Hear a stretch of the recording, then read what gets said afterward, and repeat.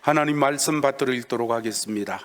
하나님 말씀은 주보에 기록되어 있는 대로 신약성경 요한복음 제20장 19절에서 23절까지의 말씀입니다.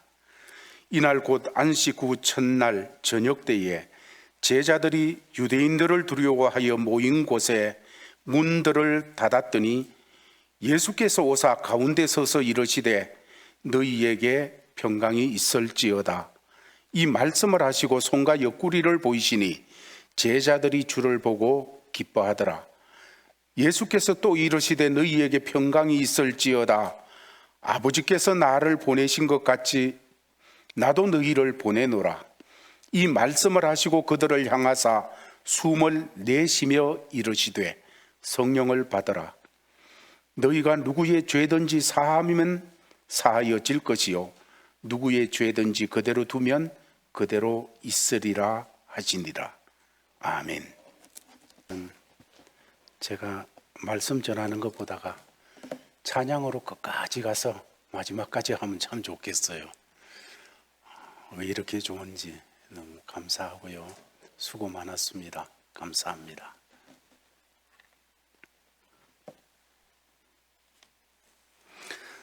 사람들이 신앙의 길에 들어서서 예수 믿는 생활을 하려고 할 때에 걸림이 되어지는 것이 있다면 예수 부활의 사건입니다. 예수님이 십자가에서 죽으셨다. 모든 인간이 죽는 것이기 때문에 그 일에 대해서는 큰 거부감이 없습니다. 그래, 죽으셨지. 고귀한 죽음을 죽으셨지 하는 것에 대해서는 마음에 부담 없이 그래, 그럴 수 있어. 모든 사람을 위해서 죽었습니다. 그럴 수 있지. 이렇게 되어지는데, 그런데 그 주님이 3일 만에 부활하셨습니다. 이 사실은 마음에 와서 걸림이 되어지는 거예요. 그래서 어떻게 그걸 믿을 수 있냐? 죽은 자가 어떻게 다시 살 수가 있느냐 하는 것이 되어지는 거지요. 그런데 성경을 우리가 대하여 보면 부활을 믿지 않고는 참된 그리스도인이 될 수가 없습니다.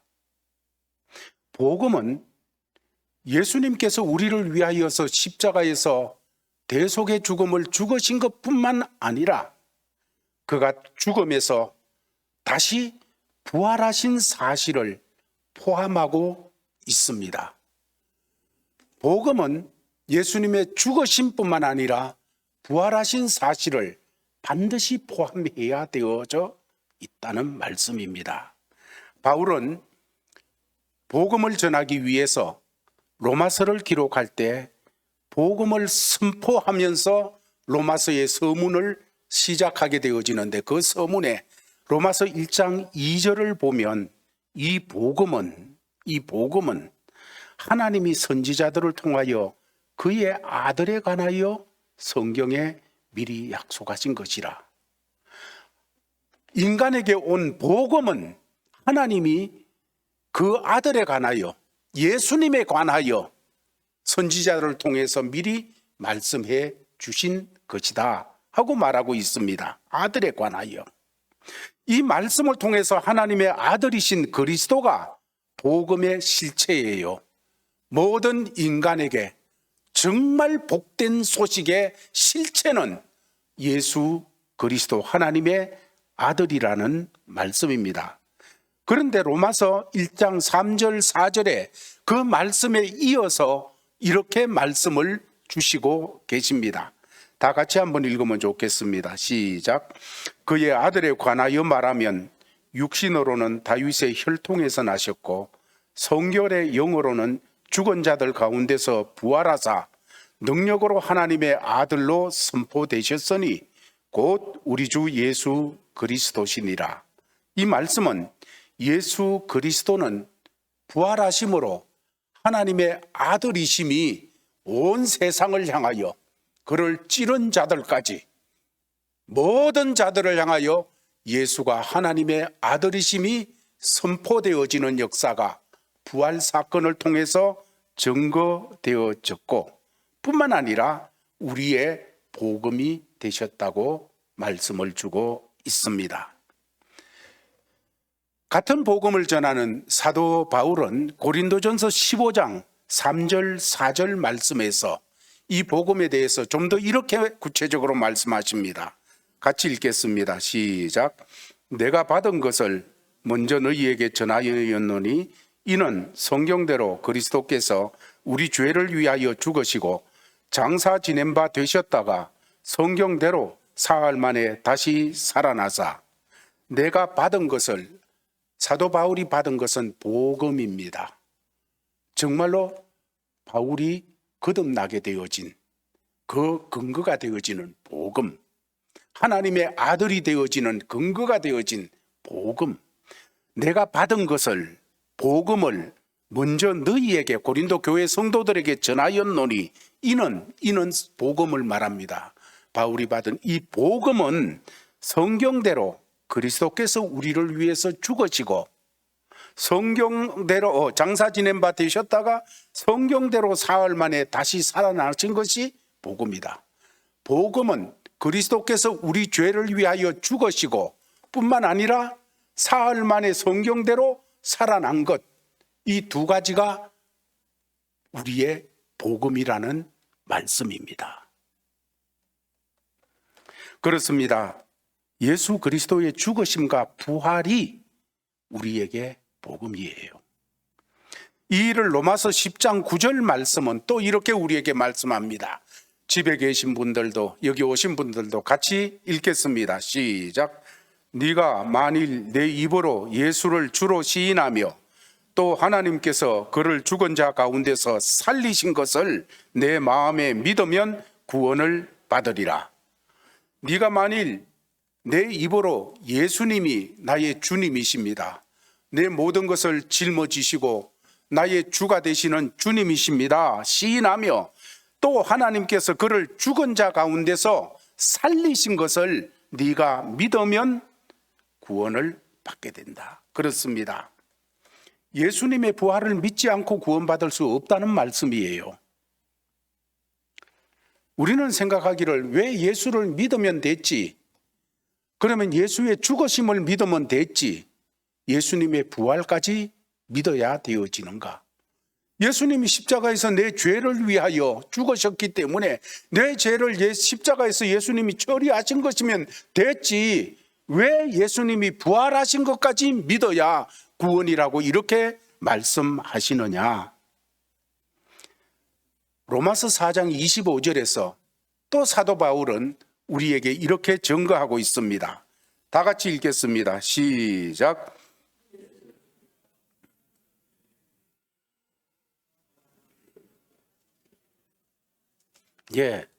예수는 우리가 범죄한 것 때문에 내줌이 되고 어디에 내줬습니까?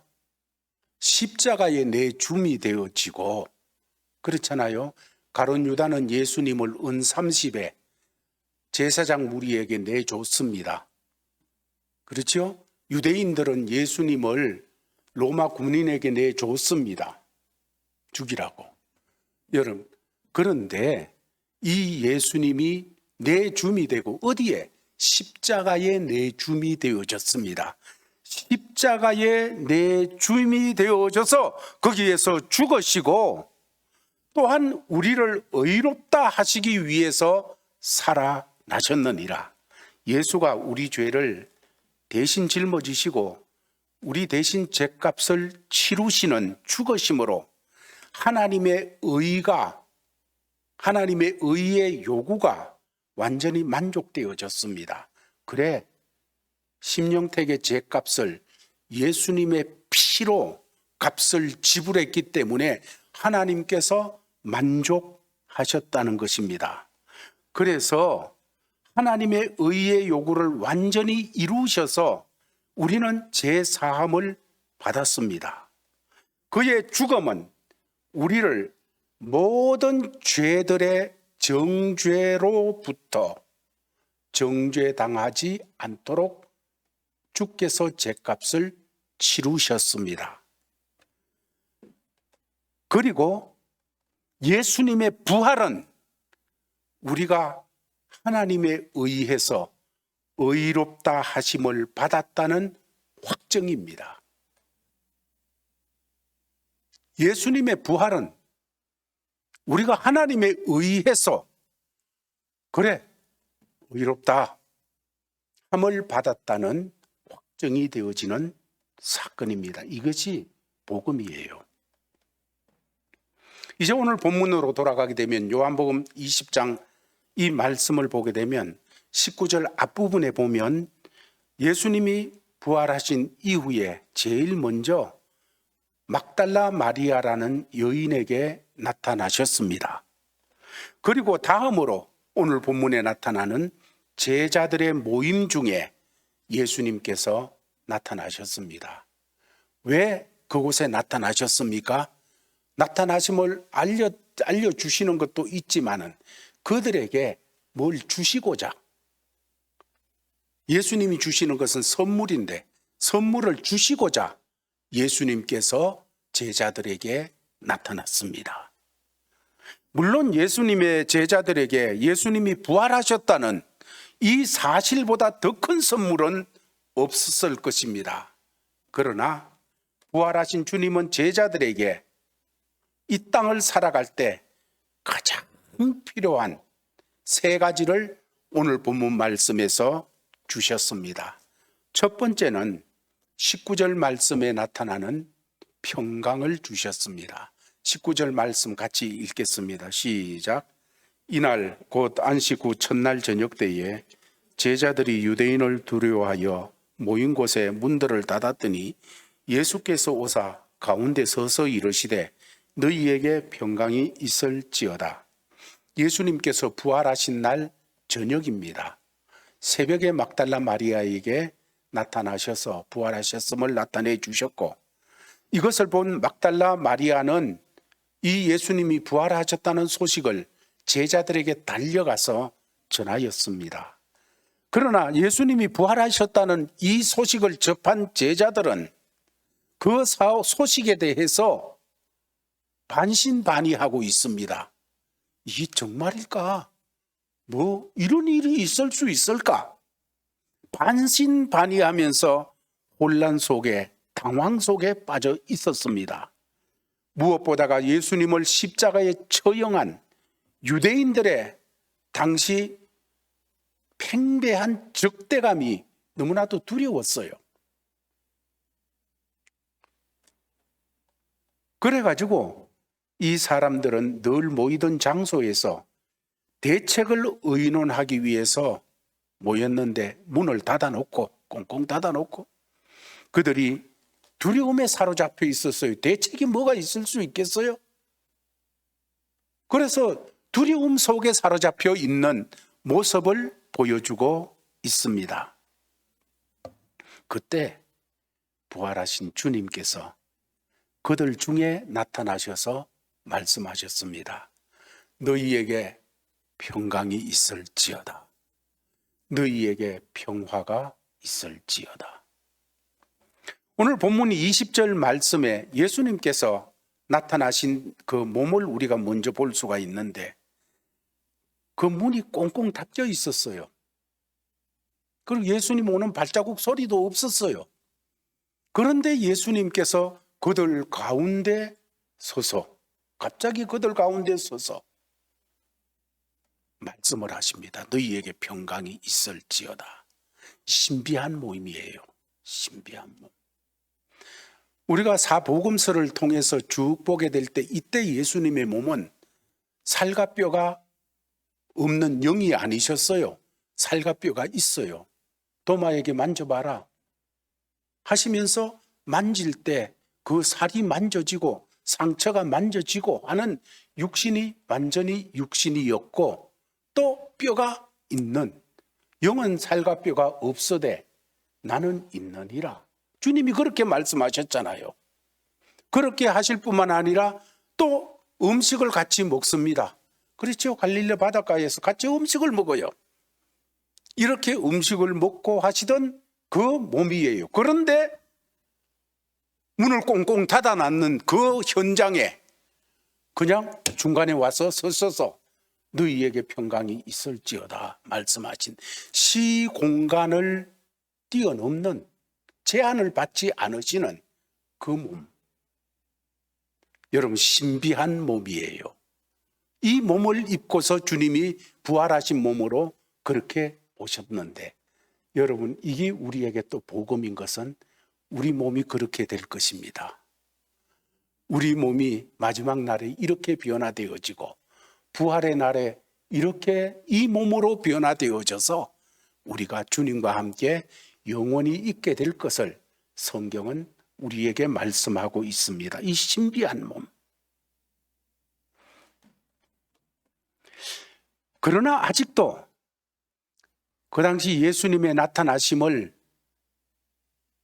현실적으로 수용하지 못하고 있는 제자들에게 십자가에서 못 박힐 때 나타났던 상처들, 손을 보여주고 뿐만 아니라 옆구리를 그들에게 보여주십니다. 그럴 때 제자들이 비로소 기뻐했다고 마태, 마가, 누가복음에서는 기록하고 있습니다. 그때 제자들에게 두려움에 있던, 사로잡혔던 그 현상에서 언제 두려움이 언제 옆에 있었느냐는 듯이 없어져 버렸고 정말 기쁨이 그들에게 있게 되어졌습니다. 그리고 예수님은 한 번 더 그들에게 너희에게 평강이 있을지어다 하시는 말씀을 주십니다. 두려움에 사로잡혀 있던 제자들에게 정말 필요한 것은 평강이었습니다. 그들에게 무엇보다가 그 순간 필요했던 것은 평화였습니다. 부활하신 주님의 첫 번째 선물은 평화, 평강. 우리에게도 그 평화, 평강을 선물로 주신 주님이십니다. 두 번째로 21절 말씀에 보면 주님께서 제자들에게 이렇게 말씀하십니다. 같이 읽겠습니다. 시작. 예수께서 또 이르시되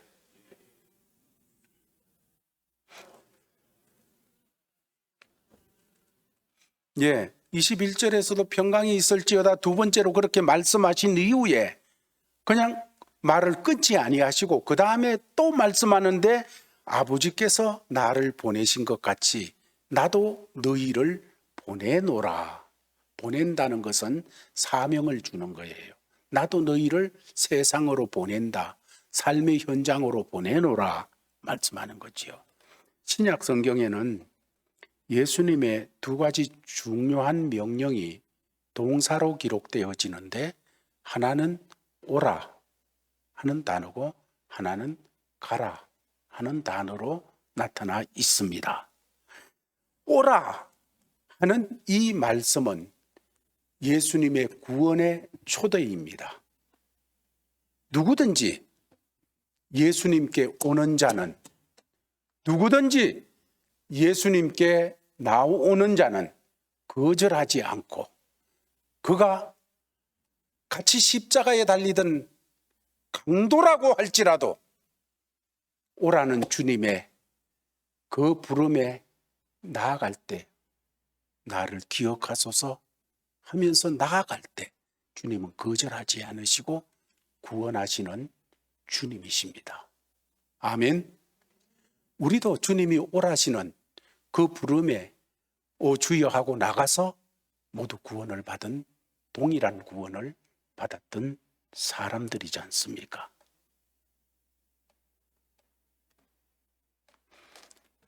성경은 누구든지 예수 앞에 와서 그를 주님으로 그리스도로 믿고 시인하면 구원을 얻으리라. 차별이 없다고 그랬습니다. 그러나 가라는 것은 사명의 초대입니다. 가라. 이제부터 너희가 가서 할 일이 있다는 것입니다. 오늘 본문에서 예수님은 가라는 말 대신에 아버지께서 나를 보내신 것 같이 나도 너희를 보내노라, 보낸다. 예수님의 입장에서 가라는 것을 보낸다. 이렇게 표현하고 있는 거지요. 그들이 가서 할 일이 있기 때문에 보낸다는 것입니다. 뭔 일을 해야 된다는 것입니까? 조금 전에 생각한 대로 예수님께서 제자들에게 구원받은 하나님의 사람들에게 주신 첫 번째 부활의 선물이 평강이었습니다. 평화였습니다. 여러분, 이 예수님이 주시는 평화는 아무 일도 안 하는 무의도식의 평화가 아니라는 것입니다. 히브리인들에게 있어서 평화라고 하는, 샬롬이라고 하는 단어는 사실 하나님과 인간과의 바른 관계를 통해서 오게 되어지는 삶의 가장 합당한 질서, 이 부분을 가리켜 평강, 평화라고 표현했습니다. 샬롬이라고 표현을 한 거지요. 다시 말합니다. 평화라는 것은 그냥 뭐 이런 상태가 아니라 하나님과 인간의 합당한 가정, 합당하게 가장 바른 관계, 이 관계가 되어졌을 때 내 삶에 오는 합당한 질서, 정말 가장 바람직한 질서가 모든 곳에 세워지는 것, 이것을 가르쳐 평강, 평화라고 말씀을 하십니다. 그러므로 이 회복, 이 와야 참 평화를 맛보는 거예요. 주님으로부터 이 평화를, 이 평강을 받아야. 왜냐하면 주님은 이 평화를 위하여서 십자가에서 하나님과 원수된 우리, 어떻게 하나님과 우리가 바른 관계를 가질 수 있어요? 가질 수 없는 우리를 위하여 십자가에서 우리 대신 우리 죄를 지고 우리 대신 모든 죄값을 치르셔서 하나님이 됐어. 그래, 됐어. 하시는 그 자리까지 다 이루셨다는 것입니다. 그래서 주님께서 이 이루신 사실, 이것을 통해서 하나님과 바른 관계가 되어졌고, 여기에서부터 이 관계를 믿어 하나님의 자녀가 되어지는 이때부터 진정한 평화가 우리 삶에 놓여져서 그 하나님과 바른 관계 속에서 내 삶의 질서가 회복되는 거예요. 모든 삶의 질서가 회복되어지는 이 역사를 나타내 주신 것이지요. 그렇습니다. 그리고 예수님께서 이렇게 이루신 참 평화, 내가 너희에게 평안을 주노라, 너희가 평강이 있을지어다. 여러분, 이 평화를 경험한 사람들은 이제 평생 살면서 하나님께서 보내시는 것이 있는데 이 평화를 위해서 보내는 거예요. 세상 사람들은 몰라요. 어떻게 평화가 오는지 몰라요. 없다가 돈 좀 더 있으면 평화가 올까? 힘이 없다가 힘이 생기면 평화가 올까? 몸이 약하다가 건강해지면 평화가 올까? 내 자식들이 성공하면 평화가 올까? 내가 무식이 좀 깨어지면 평화가 올까? 여러분, 그러기 위해서 발부둥 치고 애를 써요. 그러나 그것을 잡은 것 같은데도 평화는 없어요. 평강은 없어요. 그런데 예수님에게 이 평강이 있잖아요. 예수님이 이루신 이 사건 속에서 평강이 있잖아요. 이것을 맛본 사람들은, 이것을 체험하고 이 평화를 가진 사람들은 이제 평화를 모르는, 진정한 평화가, 진정한 평강이 어디서 오는지 모르는 사람들에게 가서 이 평화를 나타내라는 겁니다. 그래서 참된 질서가 이루어지는 이 역사를 나타내라는 거예요. 이 가정에서, 이것이 우리 삶의 터전에서, 이것이 우리의 공동체에서 일어나게 하라는 것입니다. 예수님께서는 이렇게 말씀하셨어요.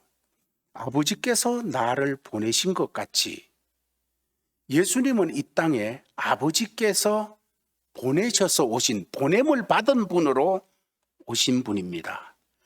보냄을 받아 오신 분이라는 이 사실을 헬라어로는 그런 상태를 아포스톨로스, 사도라 부릅니다. 사도.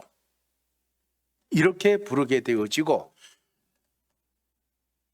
라틴어에서는 이 일을 미시오라고 해가지고 선교사 이렇게 부르게 되어집니다. 다시 말해서 선교사로 보냄을 받은 사람, 예수님은 이 땅에 하나님의 선교사로서 보냄을 받은 그런 분으로 그 역사를 이루셨다는 것이에요. 그리고 이제 예수님께서 당신의 사람들을 다시 나도 너희를 보내노니, 나도 너희를 보내노니, 제자들을 향하여 그렇게 말씀하셨는데 넓은 의미에서 모든 구원받은 사람들이 다 주님의 제자요, 다 선교사님들입니다. 참 평화를 어떻게 하면 참 평화를 얻는지 삶을 통해서 나타내고 입술을 통하여 증거해서 나타내고 복음을 선포하여 나타낼 선교사들이라는 것입니다. 그래서 우리 모두는 이 땅에 사명, 나도 너희를 보내노니, 보낼 때는 이유가 있잖아요. 사명을 줘서 보내잖아요. 사명을 이루고자 보냄을 받은 사람들입니다. 그러므로 인생을 살아가면서 내가 그런 사명을 받은 사람이라는 것을 빨리 깨달을수록 인생을 낭비하지 않아요. 자녀 교육에 있어서도, 자녀 양육에 있어서도 내가 그런 사람이라는 걸, 이 자녀에게 참 평화가 무엇인지, 참 평강이 어떻게 이루어지는 것인지를 내가 내 인생을 들여서 나타내는 것, 하나님은 그렇게 나를 보내셨습니다. 자녀들에게, 남편에게, 아내에게 그렇게 보내셨습니다. 우리의 모든 가정과 후손들에게 삶의 터전에 우리를 그런 사명을 주셔서 보내셨습니다.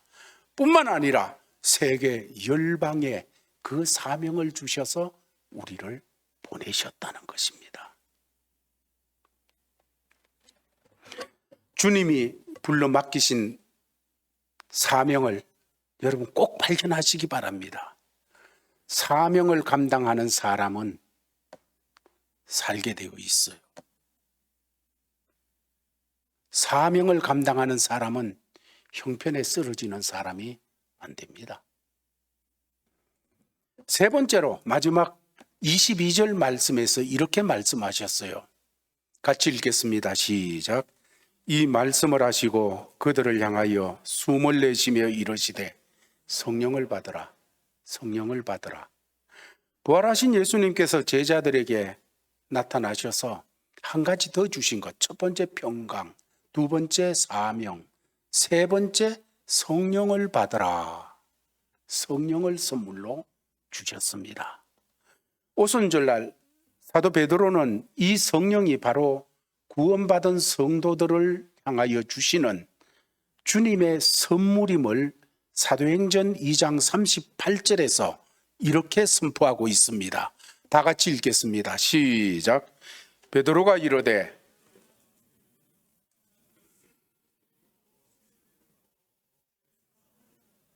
그리하면 성령을 선물로 받으리니. 예수 그리스도를 믿어 회개하고 제사함을 받게 되어질 때 성령을 선물로 주신다고 말씀하셨습니다. 오늘 본문에서도 예수님께서 성령을 받으라 하실 때 숨을 내쉬면서 이러시되 성령을 받으라 이렇게 말씀하십니다.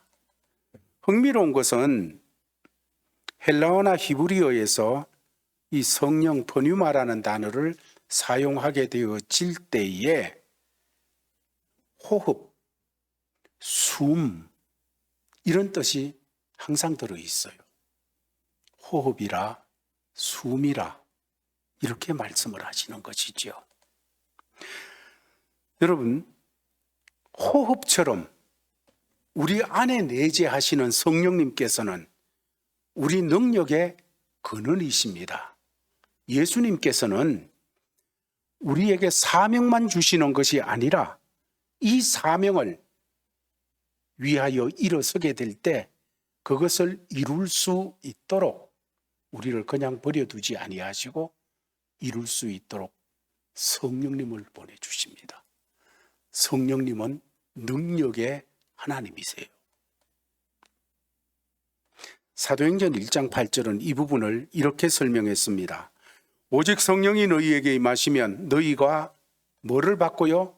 권능을 받고 예루살렘과 온 유다와 사마리아와 땅끝까지 이르러 내 증인이 되리라.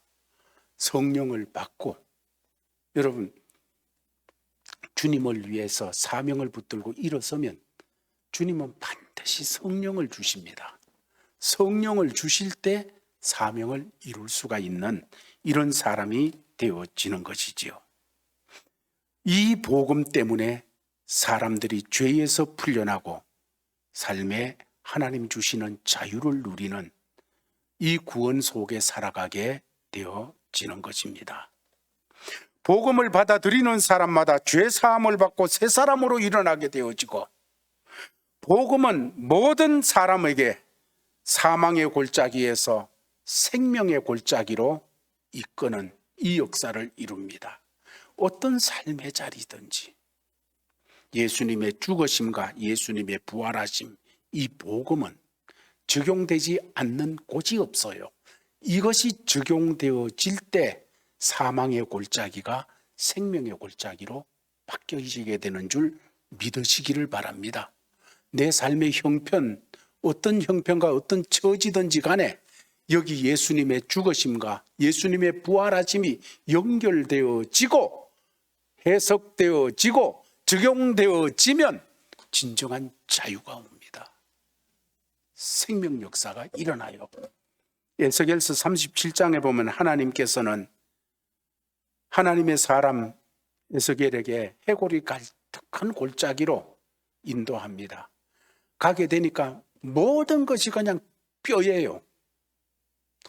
온갖 뼈들이 머리뼈, 발뼈, 다리뼈, 허리뼈, 뼈들로 가득 차 있는 골짜기, 한마디로 그냥 보면서 질겁할 수밖에 없고 그 앞에 절망할 수 없는 뼈들의 골짜기로 나아가게 하시고, 그리고 그 마른 뼈들을 향해서 하나님의 말씀을 대신 얘기하라고, 대언하라고 합니다. 에스겔서 37장 9절 말씀을 보면 말씀을 이제 대언하게 될 때 어떤 일이 일어나는지 막 그것을 보게 하는 거예요. 37장 9절 마지막 부분을 보면 이렇게 말씀하고 있습니다.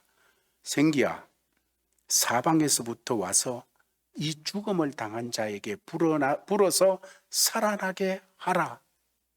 이 말씀이 떨어지자 뼈들이 연결되어지고 죽은 사람이 살아난 자들이 거대한 군대를 이루는 이런 역사를 나타냈습니다. 이 환상은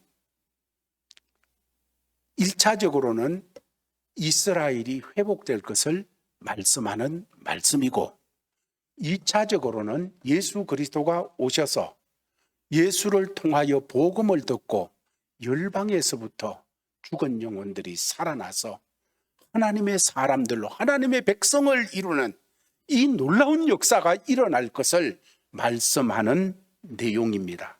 부흥의 드라마예요. 말씀을 정돈하겠습니다. 부활절 아침에 주님께서 제자들에게 오셨고 우리들에게 오셔서 주시는 선물이 있습니다.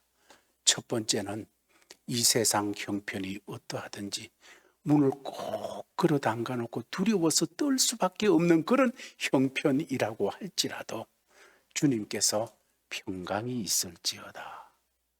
주님이 죽으시고 부활하셔서 이루신 사건은 하나님과 바른 관계예요. 여러분, 어떤 자리든지 하나님과 바른 관계에 있으면 두려워할 게 없어요. 무서워할 거 없어요. 생사합을 주관하시는 하나님께서 아버지가 되셔서 계신데, 아멘. 그래서 그 하나님과 바른 관계가 되어질 때 오게 되어지는 내 삶의 회복, 정말 주님이 그리신 삶의 질서의 회복이 일어나면요, 자유가 와요. 그 문제에 안 붙잡혀요. 자유가 와요. 두 번째로 주님께서 주신 것은 이 자유를, 이 평화를 가진 사람들에게 이 땅을 살아갈 때 주님의 사람으로 사도가 되게 해요. 전도자가 되게 해요. 선교사가 되게 해요. 그래서 보냄을 받은 자로서 살게 하십니다. 부활하신 주님을 만난 사람들은 반드시 보냄을 받은 자로 살아가야 되어집니다. 그때 삶의 의미가 있는 거예요. 그때 그리스도인이라는 것이 의미가 있게 되어지는 거예요. 그렇지 않으면 무슨 의미가 있어요? 우리가 그 사명을 안고 살아갈 때 그리스도인 의미가 있게 되어지는 거예요. 세 번째, 우리는 약해요. 무너져요. 그때 주저앉고 싶어요. 그 사명을 받았지만은 속색이는 자식 보면 안 그러고 싶어요. 그냥요. 옆에 주위에 억울하게 만드는 사람 보면 이 복음을 심고 싶지를 않아요. 그 사람에게는. 딴 사람이면 몰라도 그 사람에게는 아니지 하고 싶어요. 그런데 이것을 이겨내는 성령님을 주셨어요. 성령님을 선물로 주셔서 내 뜻대로, 내 힘으로 이기는 것이 아니라 성령님으로 이 사명 감당하며 살도록 해주셨어요. 이것이 부활하신 주께서 우리에게 주신 선물입니다. 이 선물을 모두 가지고만 있지 말고 풀어서 쓰는 사랑하는 제일가족들이 되기를 예수님의 이름으로 축원합니다. 아버지 하나님 감사합니다. 주신 말씀 받았습니다. 이 받은 말씀을 마음에 담아 걸음걸음에서 나타내어 이 말씀이 살아있음을, 이 말씀이 능력이 있음을, 나는 이 말씀에 순종하는 사람임을 드러내며 살아가도록 역사하시사 영광을 받으시고 이것이 우리의 자랑이 되고 우리의 면류관이 되도록 복내려 주시옵소서. 주 예수 그리스도의 이름으로 기도하옵나이다. 아멘. 주님께 영광. 다시 사신 주, 사망 권세 모두 이기신 주님 감사합니다. 오늘도 부활절 아침에 사랑하는 주의 자녀들이 하나님 앞에 경배를 드렸습니다. 경배를 드린 사랑하는 자녀들 한 사람 한 사람 기억하여 주시고 주의 능력의 오른손은 치유의 오른손, 회복의 오른손, 생명의 풍성함의 오른손으로 붙잡아 주시어서 일어나라 하시면서 힘 주시옵소서. 그리고 동행하시면서 때를 따라 부활하신 주의 은총으로 가득가득 채워 주옵소서. 오늘도 찬양으로 하나님께 영광을 돌린 성가대 위에 은혜를 베푸시고 참으로 계속해서 주님을 찬양하는 일이 얼마나 영광스러운지 인생 걸음걸음 속에서 고백하며 주님을 찬양하는 인생이 되게 하여 주옵소서. 성가대원 중에는 몸이 연약한 성도들도 있습니다. 오 주여, 이 모든 약함이 오히려 주님의 강함을 드러내고 부족함이 주의 온전함을 드러내고 병들미 주님의 치료자임을 드러내는 이런 삶을 증거하고 간증하는 성도들 되도록 역사하여 주시옵소서. 지금은 우리를 죄악 가운데서 구원하여 주신 주 예수 그리스도의 크신 은혜와 하나님 아버지의 놀라운 사랑과 성령의 교통하심이 오늘 예배를 드린 사랑하는 주의 자녀들에게 또 이 제단에 속한 모든 하나님의 아들, 딸들에게 그리고 세계 곳곳에서 진실하게 주의 이름을 부르는 하나님의 사람들에게, 고통받는 사람들에게 항상 함께 있을지어다. 아멘.